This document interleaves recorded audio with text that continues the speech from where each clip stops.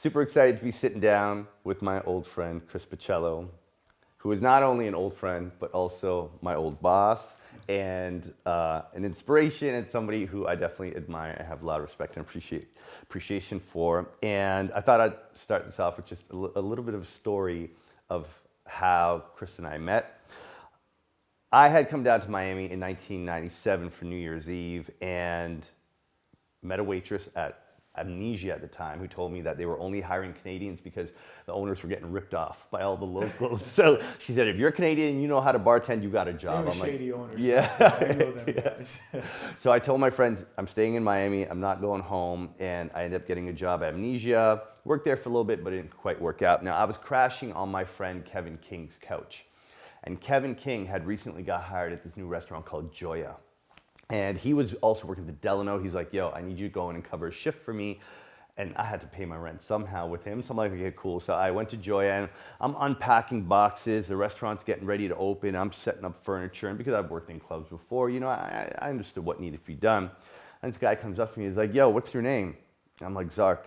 He's like, what do you do here? I'm like, I don't work here. I'm just here helping out. He's like, hold on.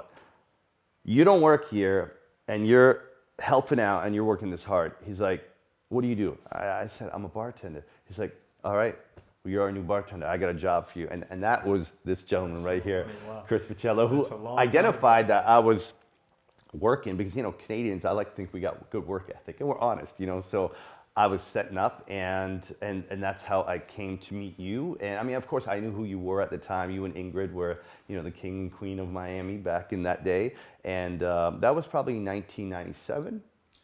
Joia opened January of 97. 97, yeah. yeah. 97. So, long time ago. yeah, so Nicola put me on the bar. And I remember opening night, they had me work the front door. And I'm working the front door, a kid from Scarborough, working the velvet rope, letting people in, and Sylvester Stallone, Gloria Estefan, Donald Trump, who else? I mean, anybody you can imagine who was successful, popular celebrity in Miami in 1997 was at your opening. Yeah, Miami back then was an amazing place. I mean, it was the forefront of, like, you know, the south of France or whatever they call it, but it was just the beginning of something really special that, you know, we were living in it, but didn't realize what we were living in until afterwards. Obviously, look back and like, wow, wow, what was that? You know? Yeah, it was a very special time, and you know, at the time, you had Liquid, which was like the spot in Miami, and you and Ingrid had opened up Joia, right? And that place, but yeah, when you were there, you felt like you were in the south of France or in Capri or somewhere. Joia was special. I mean, it was, you know, it was an Italian place, but it was like home for all the real Italian. Mm-hmm.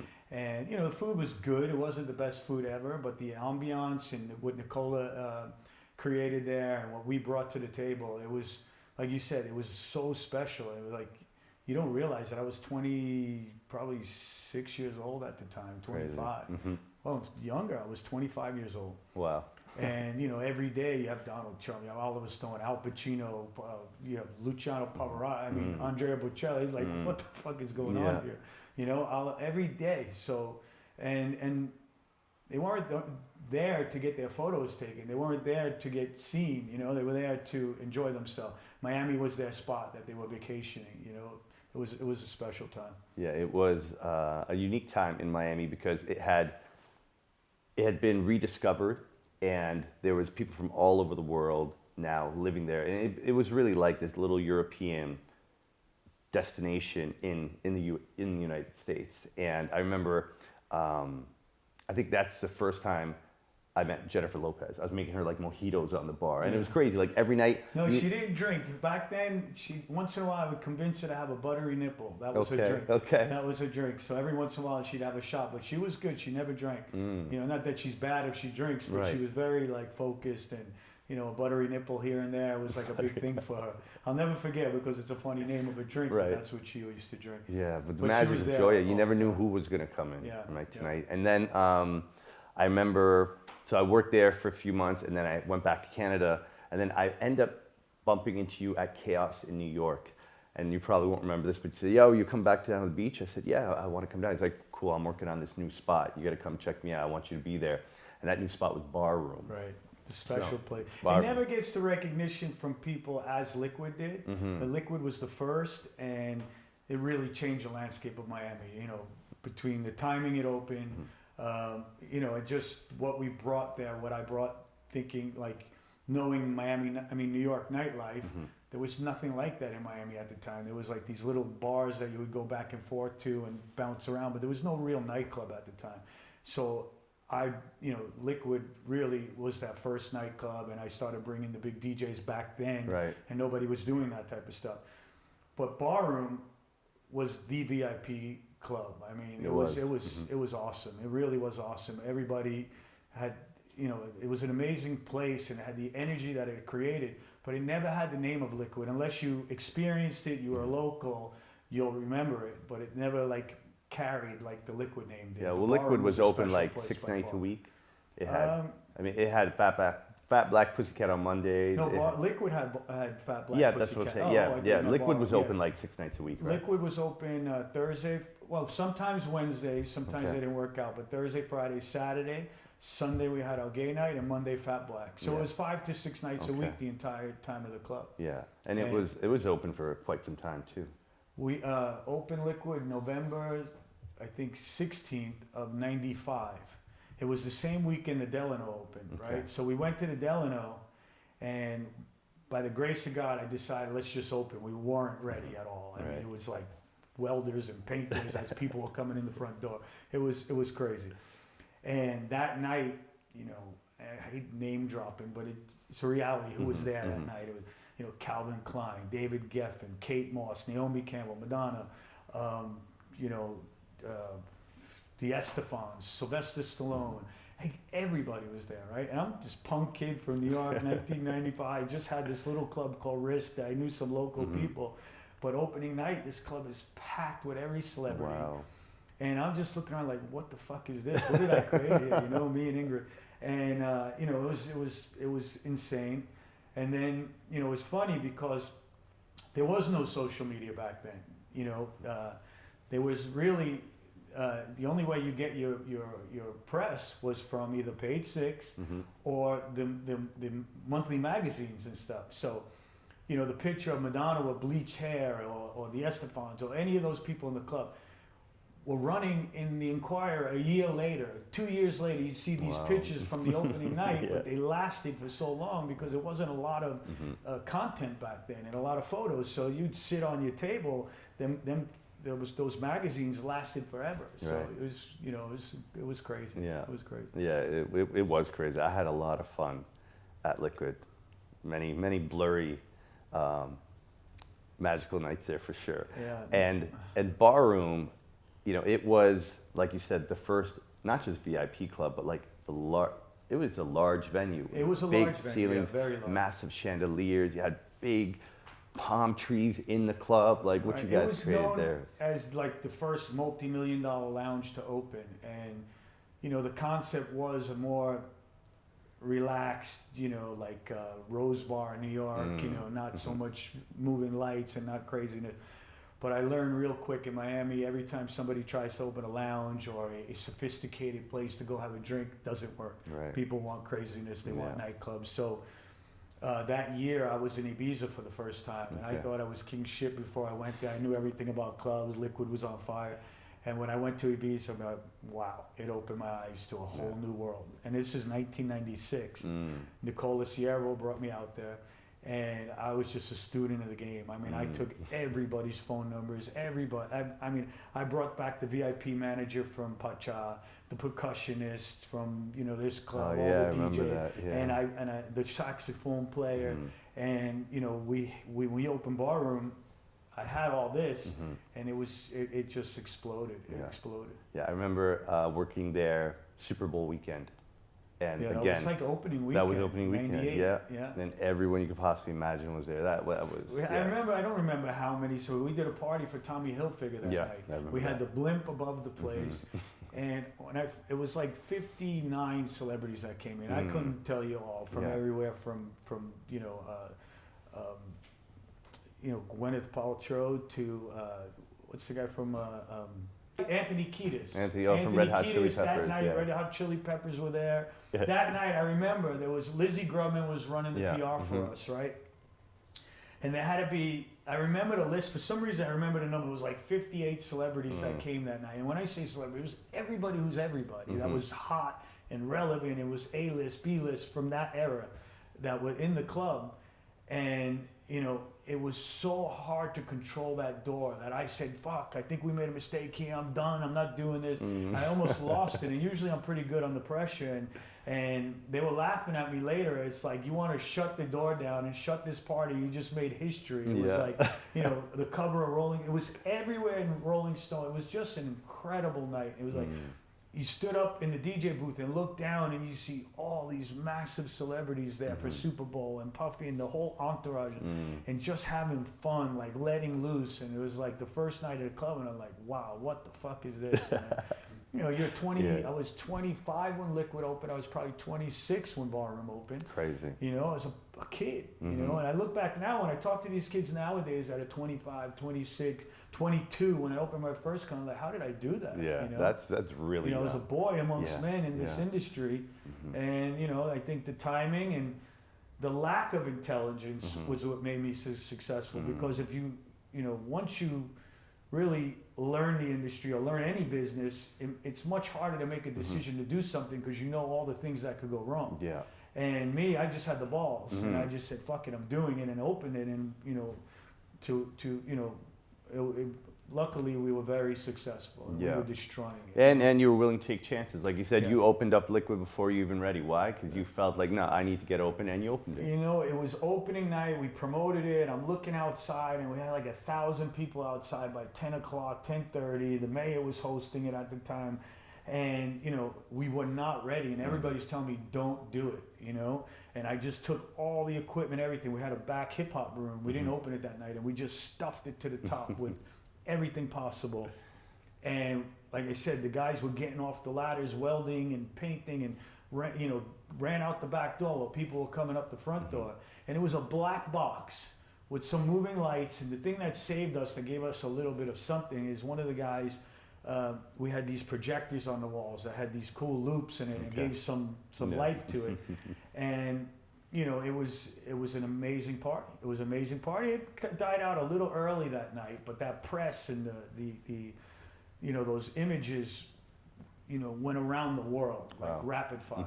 And then everyone that came to Miami wanted to come to Liquid. And I watched the nights just go from 30,000 to 60,000 to 100,000. And this is back in 95. Yeah, and 100 grand back in You know, '95 was like doing $1 million 60% of the business Yeah. at the bar. So imagine these registers ringing $5,000-$6,000 a night. You know, the VIP room was only, you know, 40% of the business, and which wasn't, you know, big tables like we do have now. Right. You know, now 1 or 2 tables makes the whole night of the club. Yeah. You know, the rest are given away. Right. So, you know, the volume that we were doing, you know, we would do, you know, the club was, the occupancy was like 450 people, and we would do 12, 13, 1,500 people throughout the night. Turn the lights on at 5:15, and the place was filled with people chanting. We'd have to play another 2-3 songs, and you never forget those nights. No. You know, you never forget, and they were very often. You know, And they were very special nights in Miami, in the history of Miami, because, you know, we were chatting about this before. It's like, you know, nightlife and what people go out for now is so different that, you know, we're at an age now where we've lived through some really monumental moments, or special, I would say, like, periods of time in nightlife, whether it be in Miami or Toronto, where it went from people really just going out to have fun, to socialize, to have some drinks and enjoy life, to what it is now, where people really go out just to fill their social media to feed, make right? money, get social media, you know, to get notoriety because they're spending money. You know, back then it was not like that at all. You know, you went out to really let loose and have a good time. Like, the celebrities came to Miami because they knew they could let their guard down, have fun. Nobody was taking pictures of them. They were protected when they went to the clubs. Like, I had a squad of security. If you saw them take a picture, they would pull the camera out of your hand and take the film out. That's what we had back then. Yeah, you know? and that's what allows them to feel safe, and allows them to be able to have drinks and make out with whoever and go off. Right. And, you know, so my time in Miami, you know, during those 2 years working at Joia, I even did a couple of shifts at Liquid and then working at Barroom. when I went back to Toronto, I brought back all of those ideas. It's like Miami experience was that's my it. Ibiza experience. Exactly. Yeah. It's like how you brought back all the ideas and concepts and even staff from Ibiza. I did the same when I went back to Toronto because for Toronto, Miami was like Ibiza. Right. It was like Miami was just this mythical place where anything was possible. And I met some DJs and experienced the Delano and experienced these concepts. Like Michael Capone had just come back to Miami, Right. and I remember the theme parties he was doing and what he was creating were Yeah, like he was very creative. things I had never he was even the guy imagined. when I moved down there, and then he had his issues, and Yeah. he took off. It seemed like every era, it not seemed like that, it was every era from before me till after me that somebody controlled the nightlife. There was a key guy there, Yeah. and then something happened, they Yeah. fell off, and someone else took over, and so forth. And it'll always be like that. That's the cycle. Yeah, so leaving Miami, went back to Toronto with all these different ideas, and I never knew what a promoter was. I didn't bottle service. It didn't happen back then in Toronto. And then I started a party called Sundays in South Beach, of course, and very Miami inspired. But that was a night that really blew me up as a promoter in Right. Toronto. And then, having experienced places like Joia and, some of these sexy supper clubs like Bed or Tantra, Right. back in the day where it was a restaurant but also had a DJ. And after 11 o'clock, the music came down, the music went up, the lights came down, and now it's like all of a sudden you're in like this sexy lounge. Yeah. So like I even took that idea and implemented that into my restaurant, Blowfish, which I had for 15 years, and that really separated us from the other 15 restaurants years because of we a were, lifetime. we were a restaurant with a DJ. What? Like this was 2004 we had opened that, and so much of what I've learned in Miami has helped me to build my nightlife career in Toronto. So I've always said, You many were a times legend. before Every I time said thank heard you. somebody Yeah. that's from Toronto or anywhere in Canada, I say, oh yeah, my friend Zark. Everyone knew Zark, and everyone had great things to say about Cool, I him. appreciate that. And, I want to say thanks for, spotting my hard work that day at Joia and offering me a job, because it's like there's sometimes those pivotal moments in your life where one choice, can change the trajectory, change the course of your life. And, and the first was for me to say, I'm not going back to Toronto. I stayed that winter. And then the second was you saying, hey, what do you do here? And you gave me that job. It's funny, 'cause I remember seeing Ingrid a couple of years ago at a party somewhere, and I went up to her and said, look, you don't know me, and this is gonna sound crazy, but you and Chris changed my life. You guys gave me a job, and that job, taught me about nightlife, and then I went back to Toronto, and blah, blah, blah. And she was just like, Well, it's the same with her. Yeah, she was I blown changed away. her life. Yeah. She changed my life. Yeah. One day she walked into my first club called Risk, and I had these. I remember, these two gay kids, Hochi and Henry, worked for me at the time, and they run into the office. Do you know who's here? Do you know who's here? And it's Ingrid, Madonna's friend at the time, and that's how she was known. Not unfortunately, that's who she used to hang with Madonna, and obviously you hang with someone like that, you get known for it. And I went out and became friends with her, and got introduced to a few celebrities. I didn't know any celebrities back then.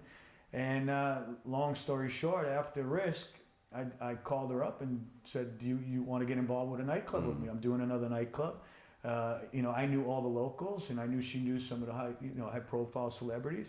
And, she had an issue of her own at the time with drugs. And because she had a new thing to look forward, she got passionate about it, she got clean, never did drugs again.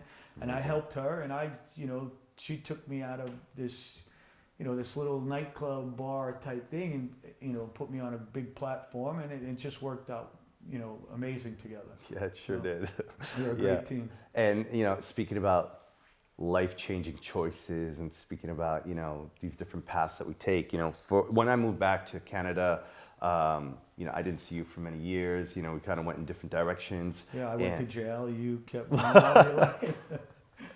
Yeah, that happened. Yeah. Yeah. And I remember seeing you in LA one time. I think you were involved with a venue out there, and we chatted a little bit about Miami. And then, after my career took off and things were going well, I came back to Miami. I used to have a place down south of Fifth, and would see you around periodically. And I remember speaking to you one time.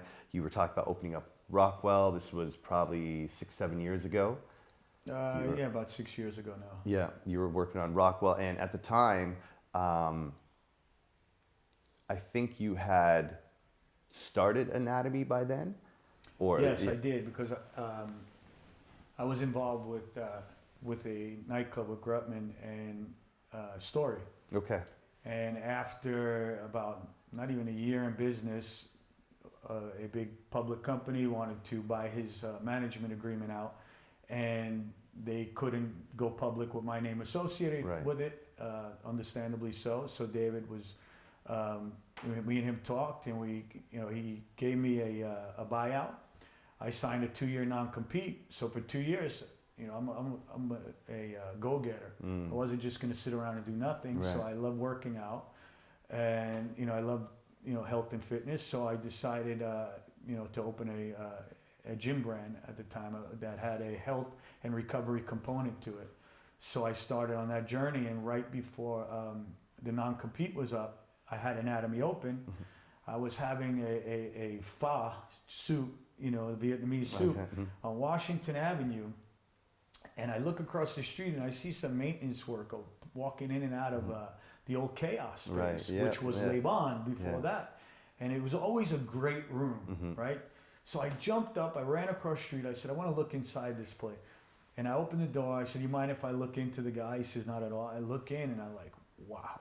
It was just a clean white Empty box. Yeah. And I remember said, I'm fucking opening a club here. that. Wow. And I signed the lease a week later, and everybody made fun of me. He's stuck in the past. Nobody Yeah. goes to Washington Avenue no more. He's a joke. It's not going to work. And I put no money into it. I mean, I say no. I ended up becoming partners with, Mio Danilovic, who, I became friends with in LA. Amazing human being. My brother, and this girl Leah, who's a Canadian, who you know very well, who's been working with me for 15 years. And the team that we had was amazing, family. And, we put like $1.1 million in this place. I mean, I went and bought used refrigerator equipment, used bar equipment. We were carrying me and Mio on U-Haul trucks, And we opened it for no money, but we laid that place out better than any club, I think. Yeah. Layout was And, really, really didn't good. put a lot of, and we destroyed it. And everybody, we made believers out of people. And I don't do it for the haters, and I don't do any of that stuff. I just believed in what we were going to do. I knew we could attract the people there. I think the timing was perfect. Nobody was really playing hip hop at the time. Right. And if it was played hip hop, it was the clubs that you didn't want to go to. Yeah, It was, you created a high-end a higher end lounge vibe. Right, where you could let your guard down, have fun, and not worry about getting into fights or whatever it is. So we opened this club, and it took off, and for 5-6 years, it was on fire. I mean, really changed my life. Yeah. And then obviously the pandemic came, and we had to shut down March 19th, and that was a pivotal moment in my life because, being away from the nightclub again at this age. I just turned 50 years old, and I was away from the nightclub for over a year, and when I was younger, in my 20s and in my 30s and early 30s, I remember I used to be in the club and look at these people that are 40, 36, 38, and I'd be like, what a loser! I hope I'm not going out at that age. You sit there. Next thing I know, I'm gonna be 50 years old. I'm sitting in a nightclub, and I lost the passion for it. I would go out, and I wasn't a good host. I wasn't talking to people. I just didn't want to be there anymore. The social media stage and all this stuff. It just didn't make it fun. Plus, I'm getting older. I was gonna be 50 years old, so we decided. We had some offers on the table to sell the club, and I think it was a great decision. It broke that pattern, and it's made me evolve as a human and get away from that industry. I was big on meditating during this time, and it was like the exact opposite. I remember coming back from a Vipassana retreat, and I had these amazing experiences, and I walk into the club the next day, and it was really like I'm looking around, And I honestly felt like I was on a movie, in a movie. When you watch a movie and they walk into that club and everyone's on drugs and everything's in slow motion and it looks like, evil and Sodom and Gomorrah. And I felt that and I'm like, whoa, I gotta get the fuck out of here. And my brother Keith is like, I know what you feel, go ahead, get out of here. And I left. And so it was not exciting. I wasn't looking to drink and party and, bring home girls and all that shit. I was over it, so I finally kicked it, so I'm happy about that. But of course, it's something that, you've done your whole life and you were good at it and you were known for it. So that when you're away from it and everyone else is doing it, you kind of feel like you're missing out a little bit, but you do know that your time, it's over, let the younger guys do it, let them enjoy it, it's not for me no more, so, Yeah, and props to you for having that realization and stepping away from something that you could keep doing this for another 10, 15 years, keep making lots of money, bigger houses, more cars, whatever. And what inspired me to sit down and have this conversation with you is, I feel that in many ways we've been living this kind of parallel lives where, being in entertainment, nightlife, both going through our own, challenges and kind of reinventing ourselves in some way. And I'll be very honest, when I saw that you had done like 2,000 days of meditation, I'm like, Chris Paciello meditates? What? And I remember you'd shared something about Vipassana and that you've been on it, and it's something I've always wanted to do, but it's like, wow, 10 days, no talking, just meditating. Like, for those of you that don't know what a Vipassana is, that's essentially it. It's 10 days, no technology, no books, no notepads, nothing. Just you and yourself and your mind and your consciousness. 10 hours a day of mandatory meditation, and you go deep. It's tough. It's tough. So it's easier for some people, but for those people, I guess, that have that racing mind, it's tough to quiet that mind down and to get into that place where you start having these blissful moments, and that's when you realize, wait a minute, wow, what was I missing here? It's changed my life. It's changed my life for the better, for sure. I'm so happy I found it, and my brother talked me into going to it. Really? Because my brother Keith has done it several times. Wow. But he grew up a little different than me. He grew up, he liked weed, he smoked weed, he rides skateboard. I was out there robbing banks and being an animal and hanging out with a bunch of gangsters. And I grew up, in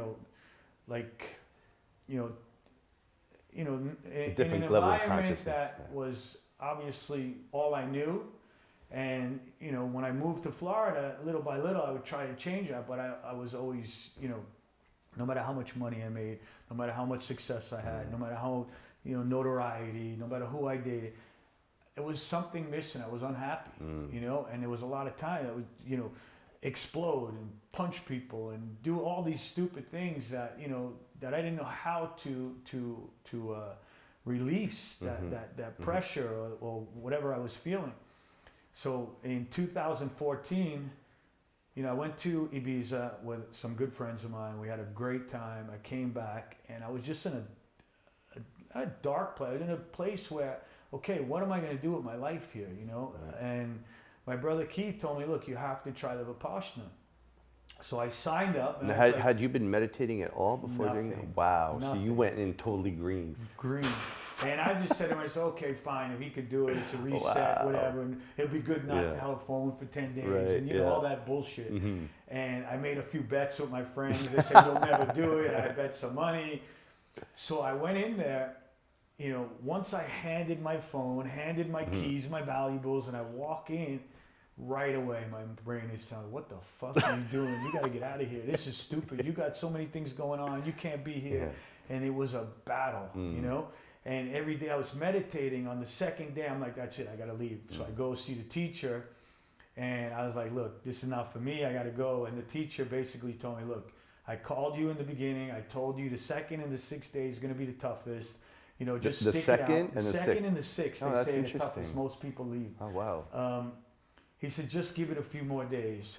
So I said, okay, fine. I go back in and I start meditating, but inside it was more of a battle to me, saying, oh, if you leave, you're a pussy, you bet this guy, you're gonna lose, all this stuff. It was more of a challenge than I was there for the right reasons to work on myself, right? So when the sixth day came, I early in the morning. When you say sixth day, it was really the fifth day because one day feels like a month. Right. So I left. I packed my shit. I said, "That's it. They're not talking me out of this. I'm out of here. That's it." I walk into the office. I tell them, "I'm gone." So they finally said, "Okay." They didn't want me to leave because, not only do they not want you to leave, you're working on yourself and you're going into a place you've never been. And I didn't realize any of that till the cab finally. I mean, I'm in the middle of the woods in Shelburne, Massachusetts. Okay. Right. So as I'm leaving, I'm saying to myself, you're such a pussy, you're a failure. Why would you leave? And then when I walked outside, it hit me. Like it hit me. I was like, whoa. Wait a minute, like I was in the present moment. I wasn't thinking about anything. I had this thought that came over to me and said, "You're not a pussy. You jumped on a plane, drove 2 hours up into the mountains, you sat in a room and meditated for 5 days. Be proud of yourself for once. It's like you did this, so take it for what it is." So and I felt that, and I'm like, you know what? I was proud of myself for trying it, right? Yeah. But after, I don't know when I went back. I think I went back about a year later. I knew I had to do it again. Okay. I started meditating a little bit. Yeah. I tried to, practice what they were teaching me. And then, I had a calling to go back again. Okay. So I did it the second time, and I wouldn't bet anybody. I barely told anyone I was going. And I said to myself, you're going to go there, and this is going to be work. You're going to work.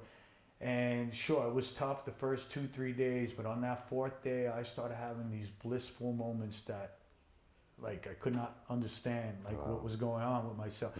And I'm not taking drugs. Yeah. I'm not doing anything, no drinking, no nothing. All you're doing is concentrating on your natural breath, the way it is, if it's short, if it's long, if it's this. And just every time your mind races or goes away, you bring it back. And little by little, from shifting and moving, by the 4th, 5th day, you're a rock. And you're sitting there and the pain, everything just pushing to the side. And you just want everybody to feel what you're feeling. The world would be a better place. So I knew I discovered something, a tool to help me quiet my mind, to better myself. And I don't want to get into the exact moments I had, but, I went to therapy. I've done all this stuff, to try, I would self-sabotage. I would do things, and why would I do these things? So I would go to therapy, and, I had PTSD from all my childhood growing up. Looking up to your father. He was your hero. He was on the Giants. He was a number 2 arm wrestler in the world, professional bodybuilder. He was Big George. Everybody idolized him. To becoming a fall down heroin addict, to living on the streets. And, no matter what you think, it takes a toll on you, Absolutely. And, creating these alter egos to protect yourself as a little kid, and to, creating this alter identity to really save you. It's like a survival technique. I was breaking that down, and I finally started feeling that. And so I went to this therapist, and he used to tell me, look, he was an expert on PTSD. And he asked me a couple of questions. One time he asked me, he says, have you ever been proud of yourself, like truly proud of yourself? Wow. And I thought, and I say, when I open a new place or it's successful and I look down on the DJ or whatever, and I say, fuck, I created this, or we created, and I say to myself, wow, but it's on to the next. Yeah. Never really proud of myself, right? And then he said to get past your PTSD, you have to really relive it. And, I always thought in my head, that's crying and breaking down and getting scared and like reliving a dream or whatever.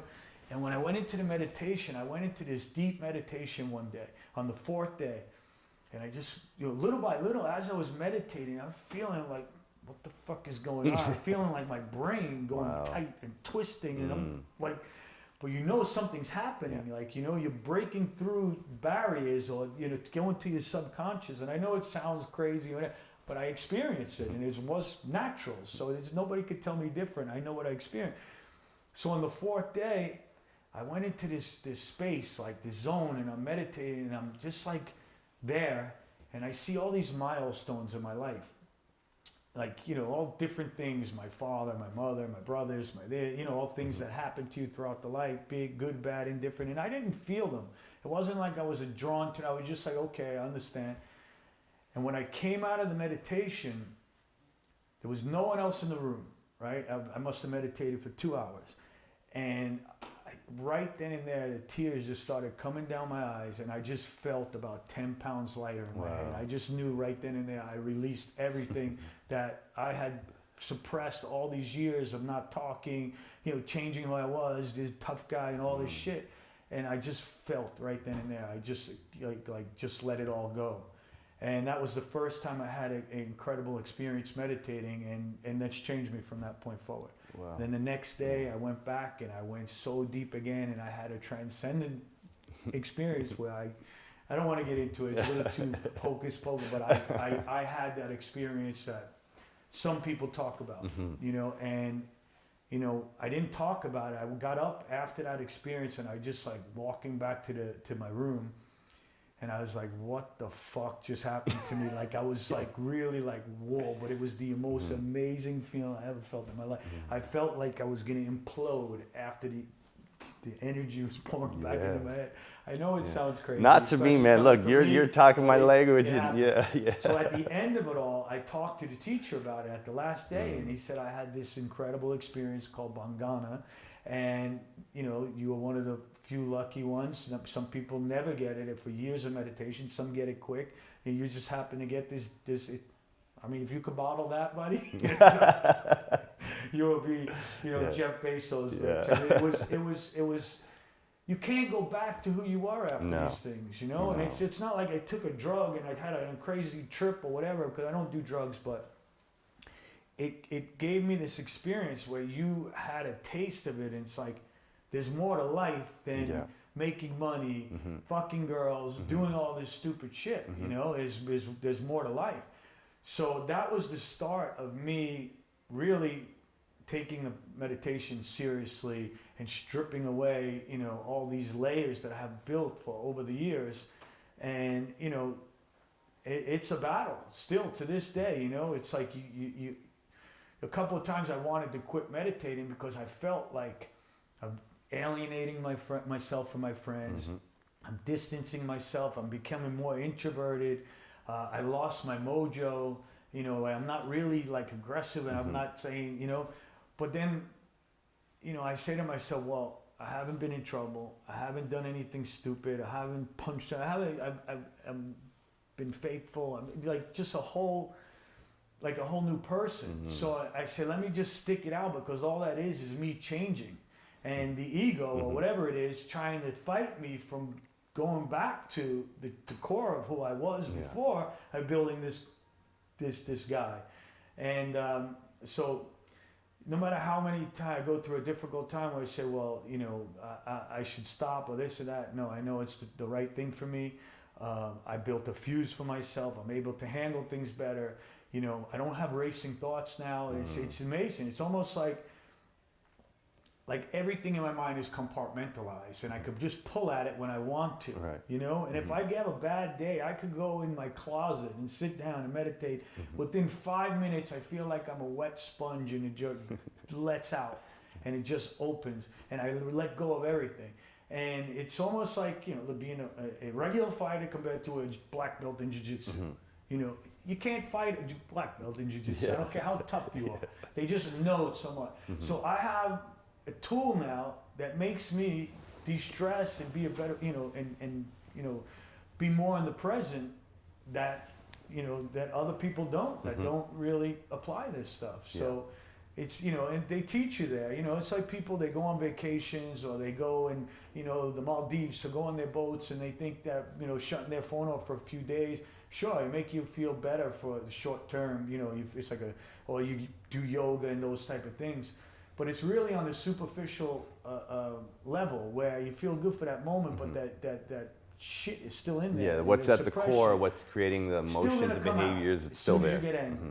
So this, as the teacher explains, goes so deep, all the way in there, and takes everything out and heals you. And when you leave, you have a tool now, and you feel like amazing, in the present moment. You read a magazine, or read a book, whatever, the words are coming into you, and you're understanding every. I used to listen to Eckhart Tolle after the first time I went, and he'd talk about the pain body and this, and I'd be like, what is this guy talking about? After the second time I went to Vipassana, it was like he was talking to me. I knew everything that he was saying. I felt it, I experienced it, and all that stuff. So I got lucky on the second time I went after, besides having those experiences, when I was packing my bag, leaving the Vipassana, this young kid, skinny kid, probably Indian ethnicity, looked like a yogi or something. He said, "Hey man, I see that you work out. I see that you got some muscles." He said, "I would really love to, get in the gym and put some muscles on." He said, "But look," he said, "remember this." He said, "See the discipline you have with working out?" He said, "If you use that same discipline with your meditations, you're going to live a long, happy life." So it stuck with me, and I'm so happy he said that, because after, I would much rather miss a workout than a meditation, and that's been, the driving force of all these changes that I've had throughout the last couple of years, especially getting out of hospitality, still doing the fitness industry because it's a positive, healthy industry, but like building a house in Costa Rica, wanting to spend more time there. For my 50th birthday in September, everybody wanted to throw me a big party in Vegas, and I said, you know what, I don't want to do this. I don't want to wake up with a hangover, a headache, feel like shit. So I went with my girl, went to Italy, took a motorcycle trip for 25 days around Italy, and enjoyed it, So yeah, I'm alienating myself, I'm distancing myself from certain people, but that's me either evolving and them not, or them feeling that I'm not the same person, but it's okay. I would say you're making choices that are more aligned with what's actually truly important to you at your core fundamental essence. You know yourself but on I a didn't deeper know level. myself. Yeah. I didn't know that shy, young, scared boy who created this survival, tough, whatever everybody, knew me for, this club tough guy, whatever, to going back to that guy. And you know what? I've been able to walk away from things, that I would never have been able to walk away from now. Someone disrespecting me, making, saying something stupid, cutting me off in a car. I would chase them down. And if I didn't, I would feel like a pussy, like for a year, a month. Like, I should have punched that guy, it would like hurt me, you know? So I thank God, that I'm able to thank my brother for talking me into going to Vipassana.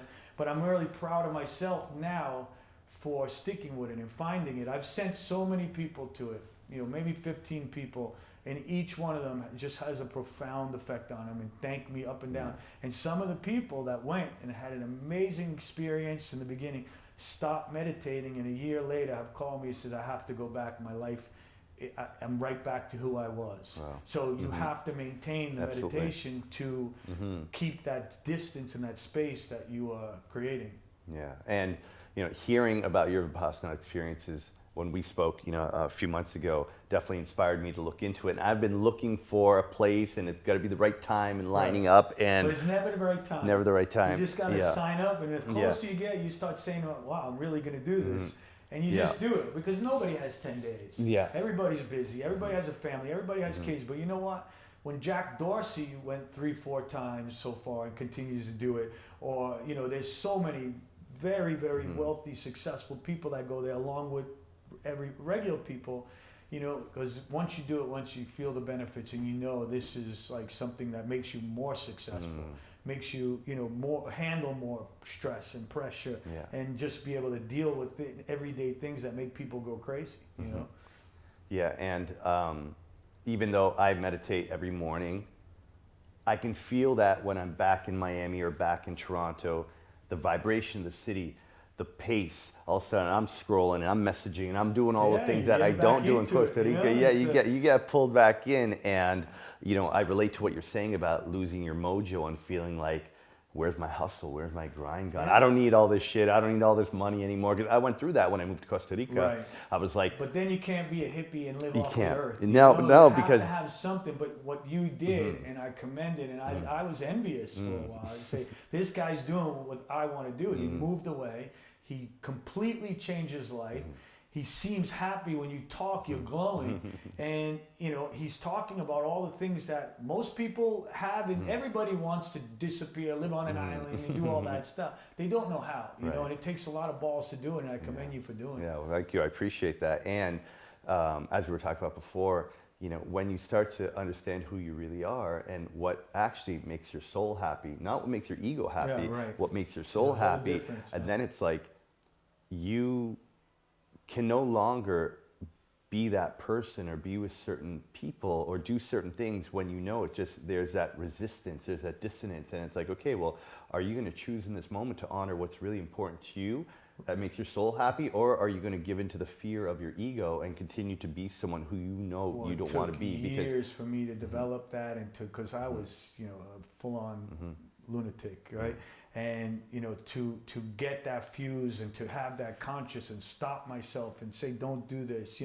It took a long, long time, and it's still a battle. I mean, I'm not healed. I'm not, but I that's one of the main reasons why I say I don't care, how many clubs I could open, how many accolades I could achieve, and I would much rather live in the present, much rather be secure of who I am now than go back into that world. So that's why I don't want to stop meditating. Yeah. As much as I know if I stop, maybe I could be a little more aggressive, a little more successful. But all the rest comes with it, and I'm in a better place now for sure. Yeah. Than having all the money in the world. Definitely. I don't need. I'm not looking like back in the day. I had a big house. I wanted a bigger house. I had the big boat. I wanted a bigger boat. I had the best. I wanted 10. It didn't matter. You can never fulfill that. So I realize that now, and I'm at a point in my life where I'm content. And thank God I've done very well for myself. I'm content, and I know that I would much rather, go on vacations, and when everybody goes here, I go there. Everybody goes to Mykonos, Ibiza, this. I want to go to, Costa Rica. I want to go to places where there's not a lot of people, where I'm enjoying the actual trip, not just because you don't need all those distractions anymore. You're not looking for that I don't external validation. And, to point about homes and the cars and the boats and all that stuff, it's like, you go through this journey. And I think it's actually Eckhart Tolle that shares this in The New Earth, that says that, we spend a part of our life looking to fulfill our outer purpose, and that's success, validation, possessions, material things. And we need to pursue those things and achieve them for us to realize, like, okay, that's actually not what's fulfilling. Mike Tyson says it best. He says, I wish everybody could make a lot of money and get fame. Yeah. Because it's not what it is, And I've listen, I've been on the top, and I had all the nightclub, all the restaurant, the hottest girls and the celebrities, and I had it all. And I was at the bottom the next day, and the gum on his shoe, And then I've come back to a point where I've been, very successful and got all the other stuff. And I proved to myself I could do it, but I'm at a point now where I don't need to, and I don't need anyone's accolades. I'm happy with who I am and what I'm doing now. So I'm like I said, I'm in a good place now. Yeah, you are. It's been beautiful to witness, and that's why I was so excited to sit down and catch up with you, because I want to learn more about your story, but I also know that there are a lot of guys, and I'm speaking specifically to the guys out there, especially the successful ones who have the cars, the boats, the wives and mistresses, all the stuff they think that you don't know what you're talking about because they're in that world. Look, you've had it. You were the guy in Canada. You had a lot of money. You spent a lot of money. And I've done it twice. And sure, I've always wanted to be successful. I always want to be proud of myself, make money, but it's not my driver. It's not my goal anymore. It's not my everything. So. It's a good place. And for those guys who are in that grind of chasing, some of them are going to listen to this conversation and they're going to be like, okay, I kind of understand what he's talking about, but I don't know if I'm quite ready for that. Chris lost his mind, but it is what it is. I don't care. And they can keep buying stuff and going to Mykonos and Ibiza and finding temporary ways to feel that dopamine hit to make them feel better or to suppress the pain. But the truth is no big boat, no big car, no private jet is ever going to make to have it. Totally, but none of it is ever going to make that hurt little boy inside you feel better. Ever. Like for the Chris that was dealing with the situation with your father, for me who was dealing with racism, being bullied and picked on, it's only when you go within and you make peace with that little boy and you let him know he's loved, he's enough, he's safe, that you can heal that part of you that needs to feel that you have to go out and prove yourself to the world that you got to be that tough guy, or you got to be that playboy, you got to be that guy who drives that big car. Because a lot of these men, and which is why I switched my coaching to work specifically with men, is because I know that what drives them to be successful is the pain of a little boy that's inside there, Yes, that we has all have never it. It's been able burning. to deal with themselves. And when you're in meditation, when you're on a retreat, when you're in a Vipassana, When I'm on that Here you are. motorcycle, it's Yeah. a meditation to me. But I'm still, look, you're on a motorcycle, you're riding, you have someone on the back, you have to be very aware. But it's also like, you know, you're alert, but you're in a zone. And that's why I enjoy taking these road trips Yeah. and going for 7-8 hours Yeah. a day on Yeah. a motorcycle. I love it. because during that time, shit comes up. And when that shit comes up, can you be with your shit? Because a lot of people can't. That's why for a lot of people, a Vipassana is like, that's like the ultimate form of Oh, torture. it'll never help me. You're different. Yeah. You use every excuse not to go. But you know, everybody could get a benefit from it. There's nobody that would go there that would not get benefits Yeah. from it. And you know, I'm not a Vipassana. You know, I don't make money. It's free. You know, you go there, it's free. They Yeah. clothe you, you eat. But it's such a tough course that you really get to the depth of your issues. And you know, if everybody did it, it would change the world for Absolutely. sure. The reason I asked you to share your stories, because look, truth is guys look up to you. You know, like men look up to the life that I live and all the stuff that I had, and whether it be the fitness, or the girls, or the Yeah. trips, or the clubs, you know, men look at you and, you know, you've lived the life, you know, you live the life that a lot of Well, men most narcissists aspire do, to. you Yeah. know? And the fact that you've had this transcendental experience where you've discovered, you know, more about yourself, you're at peace, you're healthy, mentally, physically, and meditation has played such a big part in that. You know, I'm hoping, you know, is my intention that there are men that watch this video, and women, of course, but, you know, for the men who think, I don't need meditation, you know, they watch this video and they'd be Yeah. like, okay, you know what? That sounds interesting. And fuck it, if Chris Paciello can do it, I can do it. I mean, Yeah, you know, I've sent a lot yeah. of people, like I said, Yeah. and each one of them have been so thankful, profound, like messages that I get. You didn't just help me, you saved my life, that Wow. type of stuff. That's it. So And that's when the you best send a feeling, friend or man. someone you Yeah. know, when you talk to someone about it, you can see somebody asks you Yeah. if they're truly interested. I love talking about it.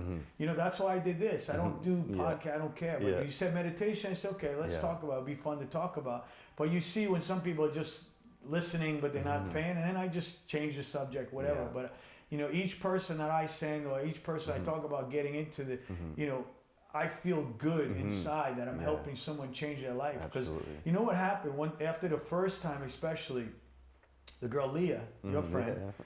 You know, I said, I'm thinking about going back to Vipassana. She should do it. I'm like, what do you mean? You know, right? And she goes, well, honestly, everyone really saw the difference in you Wow. this time. Everybody. Even though it was 5 days. So I love Yeah. her, and I say, you know what? If I can make the people around me like me more and Yeah. be nicer to them, I'm going to do it. And I Yeah. did it. And thank God I That's did. beautiful. Yeah, because it shifts your vibration. Yeah. You know, you're now operating from a place of self-love, compassion, and people around you feel Do that. you feel different when you go back home and you're around some of your old friends that are still doing the same thing? Yes, absolutely. Because, you know, especially in Toronto right now, there's, you know, in the collective consciousness, there's a lot of fear.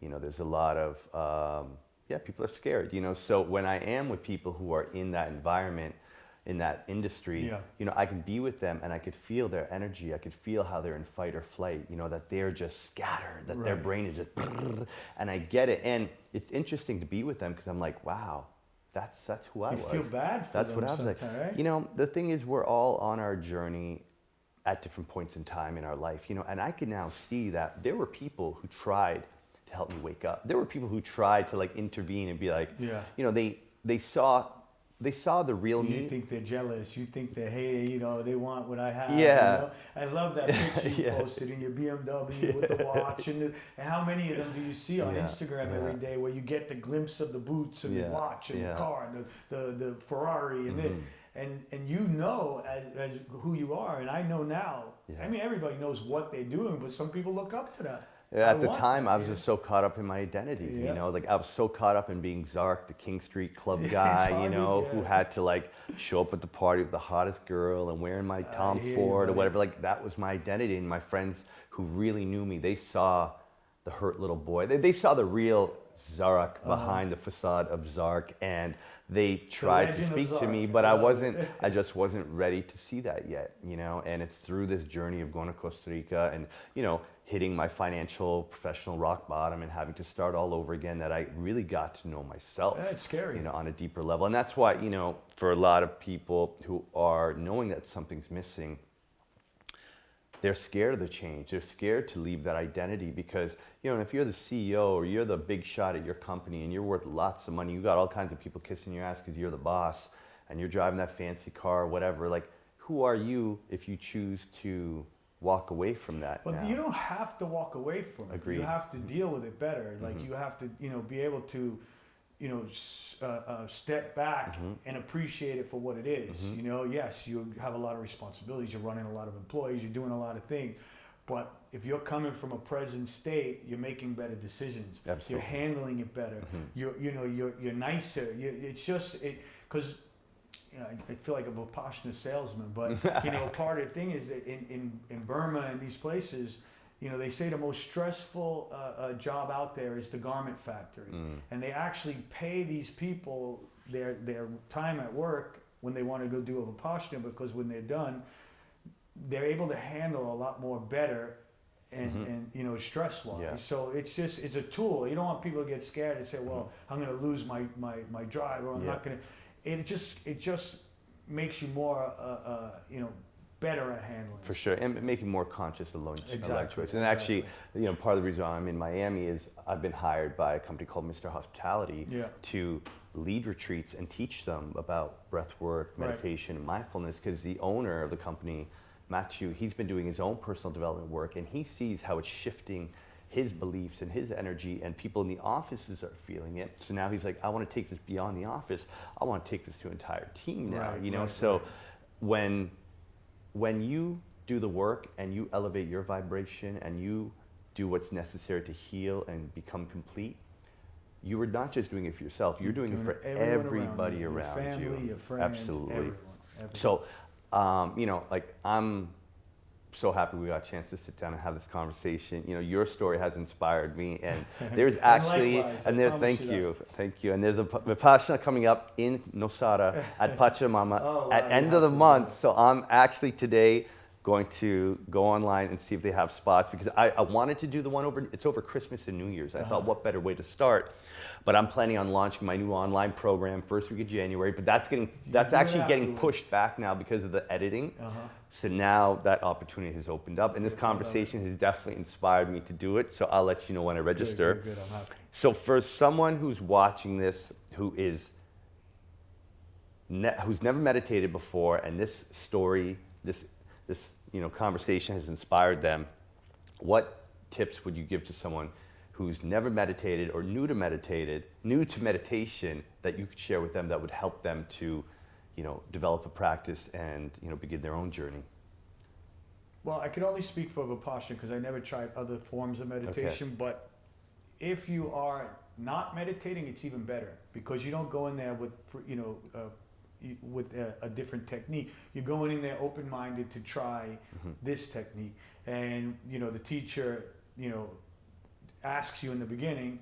I'm sure everybody, you know, is into yoga or some type of breath work or chanting or humming or whatever the case may be. Please push that to side for now and just follow this technique.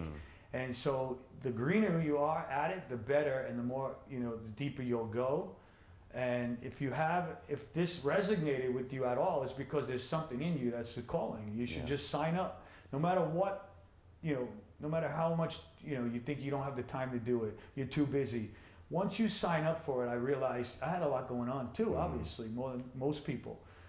But as you get closer, you just figure out how to make it happen. Right. You know, if you got into an injury, an accident or something, you know, you don't plan to go to a hospital. But if you're there for 10 days, you're there for 10 days. Yeah. There's nothing you can do about it. So this is something like, you know, going to the hospital, making yourself better. So I would just say, sign up, take the shot, and you won't regret it. I mean, everybody gets a benefit out of it. Yeah, you know? Amazing. Yeah, thank you.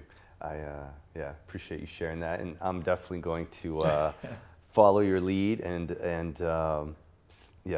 But it helps you on every other path of your life. It's not about Vipassana. It's just about this journey of getting back to who you were at the core. Yeah, and yeah, and there's a quote by Eckhart Tolle. It's so perfect that I'm gonna share it. He says, "You spend half your life trying to become someone, I know the quote. and the other half trying to get back to to who you once were." And that's what Vipassana, that's what meditation does. It helps you get back to who you really are at your true core essence, without the identities, without the stories, without the baggage that we carry with us through life. You don't have to go through, getting arrested and spending 8 years in jail. You don't have to do all of the, to realize there's more to life. You start working on yourself now before these things do happen to you. Before, because when everybody goes through up and downs, and when those downs happen, you know how to prepare for them. And you just you become even keel. Like even with the good things in your life, you become like because everything comes and goes, good and bad. So you just deal with things a lot better and a lot more focused. Amazing. Well, thank you, my friend, for sharing My your story. pleasure, I brother. appreciate it, and looking forward to hanging out more in Costa Rica this winter. Absolutely. Yeah, and you're gonna see me in Miami more too. Good. It feels good to be back. Be happy to have you. Yeah, I've missed Miami. And we don't have to go out partying and drinking. We could go to There you a go. nice restaurant and have some quiet Pop a bottle of kombucha, yo.